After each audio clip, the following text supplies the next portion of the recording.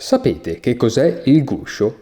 In pochi sanno della sua esistenza, ma intorno a me gravita un velo, decisamente spesso e fatto quasi di pietra, che troppe volte mi fa sentire a disagio.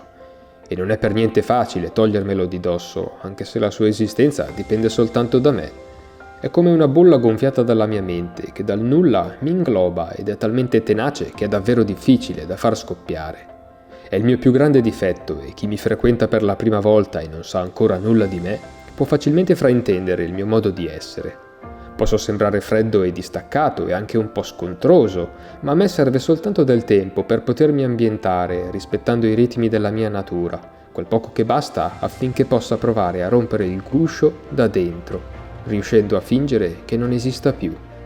Agli occhi invece di chi mi conosce bene, risulto simpaticamente come un gran paradosso. Il sorriso è ciò che più mi caratterizza. Riesco sempre a trovare il modo di stamparmelo in faccia, sorrido ogni giorno e rido in faccia alla vita.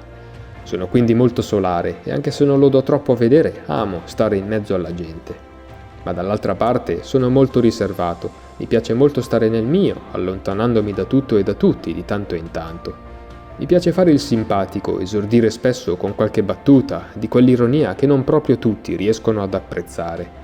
Ma mi piace stare in silenzio, preferisco stare solo ad ascoltare, perché nasco timido ed è molto facile per me arrossire anche quando non c'è un'apparente ragione. Sono introverso, ma anche un po' estroverso, non so nemmeno io come definirmi. Sto proprio lì nel mezzo, ed è proprio lui che mi rende così, quel maledetto guscio che mi fa sentire in gabbia. La timidezza è una gran bella bestia da tenere a bada, ma prendendola nel modo giusto, troppo male forse non è. Non parlerò molto, non sarò chissà quanto partecipativo, ma posso restare ad ascoltare per ore, dicendo magari poche parole, e riuscendo comunque a far nascere un sorriso dalle labbra di chi sta con me. Sono una persona che riflette molto, che ci pensa bene prima di agire, padroneggiando una maggior consapevolezza di me e delle mie azioni. Ho legato con pochi in questi 26 anni, pochi ma buoni, instaurando un legame che va ben oltre la semplice amicizia. Siamo uniti da un rapporto di fratellanza, siamo come una vera e propria famiglia. È chiaro che non mi dispiacerebbe essere un po' più lanciato, anche solo per non avere quel freno che mi blocca nel parlare con chi non conosco ancora bene. Però, d'altro canto, son fatto così. La mia mente è occupata a osservarsi attorno, a godersi il momento, ad assaporare quel qui e ora di cui tanto si parla e non si preoccupa di che cosa dire.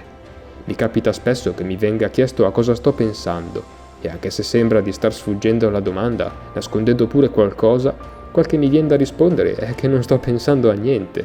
Ed è proprio così. Il guscio è un qualcosa che non posso evitare, ma se non ci fosse, per cosa mi dovrei battere poi? È per me la sfida più grande, ciò che mi tiene sempre all'attivo. È uno stimolo che mi fa combattere ogni singolo giorno, in un intreccio continuo, nel raggiungimento dei miei sogni. Sotto sotto, quindi, un po' mi piace questa seconda corazza. In fin dei conti, senza il mio guscio non sarei la stessa persona, non sarei lo stesso Patrizio che tutti conoscono. Ed è inutile ostinarsi a provare ad essere qualcuno che non sono. È fondamentale sapersi accettare, sapersi apprezzare, perché prima che agli altri devo piacere a me. Il guscio è una mia caratteristica, al pari dell'avere gli occhi cervoni o del riuscire a vedere il colore nell'anima della gente, e dovrei andarne fiero piuttosto che lamentarmi giudicandolo un punto debole.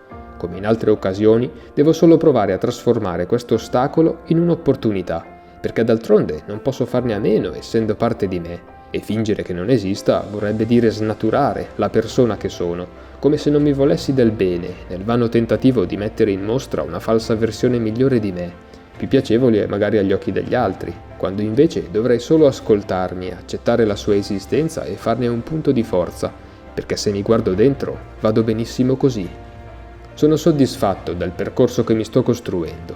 Ogni passo in avanti che muovo seguendo il ritmo lento della mia natura e a ogni colpo che do dall'interno del guscio, ogni crepa generata sulla sua superficie crea a poco un meraviglioso disegno, come una cicatrice che rimarrà per sempre nel tempo, un segno marcato da cui poter apprendere e migliorare mettendo in pratica i miei stessi insegnamenti, senza forzare la mano, senza falsificare la persona che sono.